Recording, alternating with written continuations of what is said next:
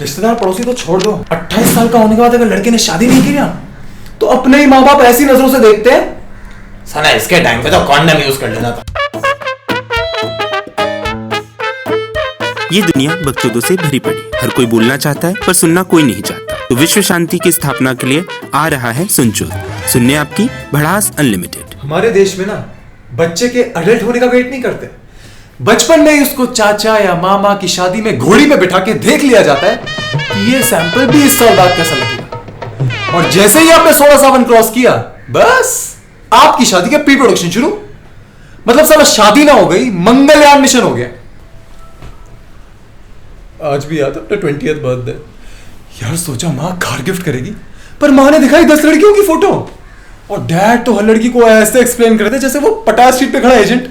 अब तो वेटर भी मेन्यू बताते हुए अगर शाही पनीर बोल दो तो शाह सुन के घबरा जाता हूं मैं।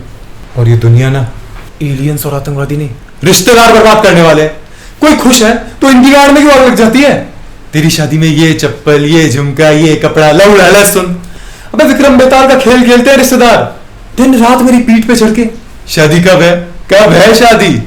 यार बेताल भी कम से कम तरस खा के ब्रेक तो देता था कि अगर सवाल का जवाब मिल गया तो उड़ जाता था कि भाई सांस ले। लेकिन इन रिश्तेदारों को अगर सवाल का जवाब मिला तो पीठ छोड़ के मेरी छाती में बैठ जाते हैं।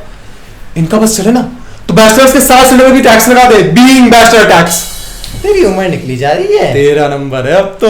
भगवान कब सुनेगा मेरी? यार इन सेंटेंसेस को सुन के मुझे ऐसा लगता है कि मैं वो फायरिंग स्क्वाड लाइन में खड़ा हूं। 1 डाउन 2 डाउन, अब तेरी बारी। यार तुमने करनी थी शादी, तुमने कर ली, मुझे नहीं करनी। मैं तो नहीं दिन रात तुम्हारे सर पे पंखा बन के घूमता रहता।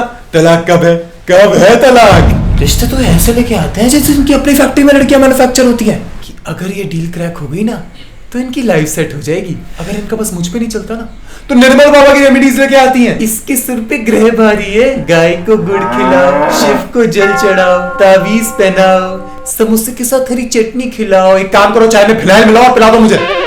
कुछ तो ऐसी तरस भरी नजरों से देखते हैं जैसे उन्होंने मेरा कोई एमएमएस क्लिप देख लिया हो जिसमें मेरा खड़ा नहीं हो रहा था।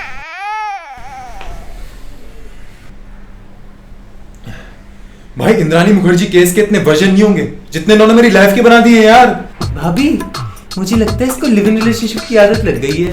भाभी मुझे लगता है इसको गुप्त रोग हो गया है। भाभी आई थिंक अपनी रिस्पांसिबिलिटी से डर रहा है। सालो डर मैं इस बात से रहा हूं कि मेरे हाथों से तुम्हारा मर्डर ना हो जाए।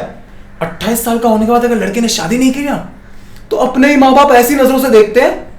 साला इसके टाइम पे तो कॉन्डम यूज कर लेना था। मतलब इनके हिसाब से बच्चों के सिर्फ 2 ही यूज होते हैं, या तो 6 फिगर सैलरी से माँ बाप का नाम रोशन करे या फिर शादी करके बच्चे पैदा करे। और अगर कहीं तूने अपनी चूत या इंडिविजुअलिटी के चक्कर में इन्हें 2 चीजों में डिसअपॉइंट कर दिया तो दिन रात ऐसे लुक्स देंगे कि तुझे इशाद अवस्थी याद आ जाएगा। और सबसे ज्यादा डर लगता है मुझे सूरज बढ़ और करण जौहर से। साला हर फिल्म का बैकड्रॉप ले दे के शादी, ले दे के शादी। फिल्म में फर्क सिर्फ इतना होता है कि पहले साला लड़का शादी का प्रपोजल देता है, इस बार लड़की।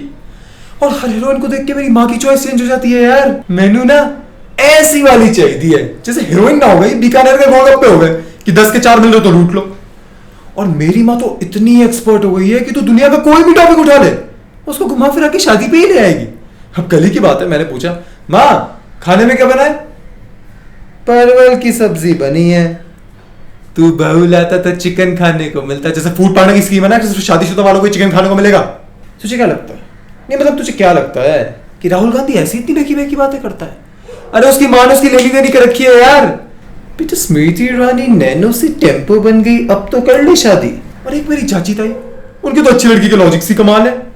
ये लड़की बड़ी अच्छी है, बड़ी साफ सुथरी है, जैसे लड़की ना होगी स्वच्छ भारत अभियान हो गई। और अगर किसी लड़की के साथ फेसबुक पे देख लिया तो बस सवाल शुरू, कौन है, कैसी है, तुझे पसंद है? हाँ मुझे पसंद है, मैं लेना चाहता हूं, उसकी दिलवाओगे? और सेक्स का नाम मत लेना भारत देश में, सेक्स का नाम मत लेना, क्योंकि सेक्स का नाम सुनते ही लोग ऐसी शक्ल बनाते हैं जैसे खुद तो हमारा मंत्रों से पैदा हुए। अब इन सब भसड़ में कभी कोई लड़की पसंद आ भी जाती है तो झाप में बोला मुझे थोड़ा वक्त चाहिए, बस ऐसा घमासान शुरू होगा जैसे कुंती ने करण से कवच और कुंडल मांग ली हो।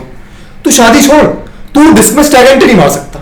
साला बाउंसर ऐसे देखता है जैसे मनी मन सोच रहा हो। जा भाई जा, हाथ मिले और सनी लियोन के वीडियो से काम चला। भारत आजाद तो 1947 में हो गया था, पर बैचलर्स आज भी आजाद नहीं है। मुंबई में अगर कहीं घर ढूंढने जाओ और लैंडलॉर्ड को पता लगे कि बैचलर है, तो बस बैचलर है तो उसके बैग में 4-5 ड्रग्स, 1-2 बॉम्ब, 1-2 और एक तो नाजायज औलाद तो पक्का मिलेंगी। और बैचलर है तो घर की काम वाली, दादी, बेटी, बीवी, यहां तक कि घर की कुतिया को भी नहीं छोड़ेगा। और साला शादीशुदा पूरे फ्लोर की पड़ोसियों पे लाइन मारे, उसका कुछ नहीं। भाई लड़कियों को अच्छे से देखो तो बोलेंगी चीप गाय, जब तक घूरता रहता है। अगर अच्छे से ना देखो तो बोलेंगी ही इज गे। कुछ दिनों में माँ बाप की एक्सपेक्टेशन वहां पहुंच जाएगी कि अरे ये तो बैचलर बच्चा पैदा हुआ है, हमें तो पैदाइशी मैरिज चाहिए था।